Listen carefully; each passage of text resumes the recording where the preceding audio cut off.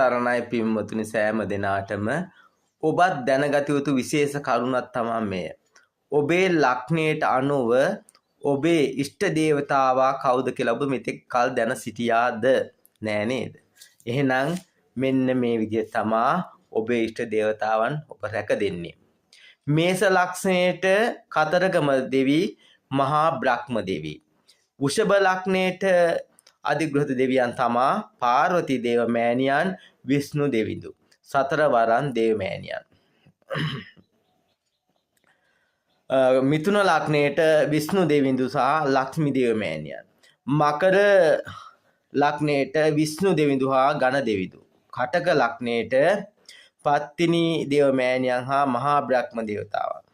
සිංහ ලග්නයට ඊශ්වර දෙවිඳු හා කතරගම දෙවිඳු සිව දෙවිඳු.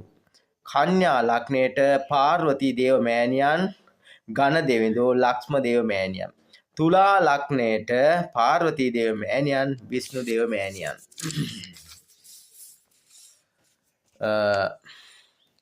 වෘශ්චික ලග්නයට කතරගම දෙවිඳු පත්තිනි දේව මෑණියන්. ධනු ලග්නයට මහා බ්‍රහ්ම දෙවිඳු සිව දෙවිඳු ඊශ්වර දෙවිඳු. කුම්භ ලග්නයට විෂ්ණු දෙවිඳු පාර්වතී දේව මෑණියන්. මීන ලග්නයට මහා බ්‍රහ්ම කතරගම දෙවිඳු.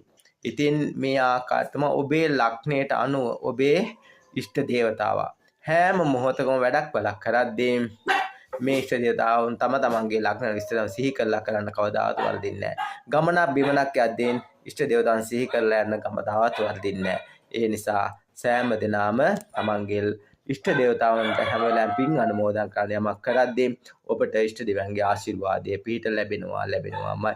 ඒ වගේම මේ ඉෂ්ට දේව පිහිට කියන්නේ පින්වතුනේ 99න් බේරනවා කියන අපි කියනවා නේද? කියමු 99. ඒ 99න් බේරන්නේ කවුරුවත් නෙමේ තමන්ගේ ඉෂ්ට දේවතාවා. එහෙනම් හැම මොහොතකම තමන්ගේ ඉෂ්ට දේවතාවන් සිහි කරන්න. හොඳයි. ත්වන් සරණයි.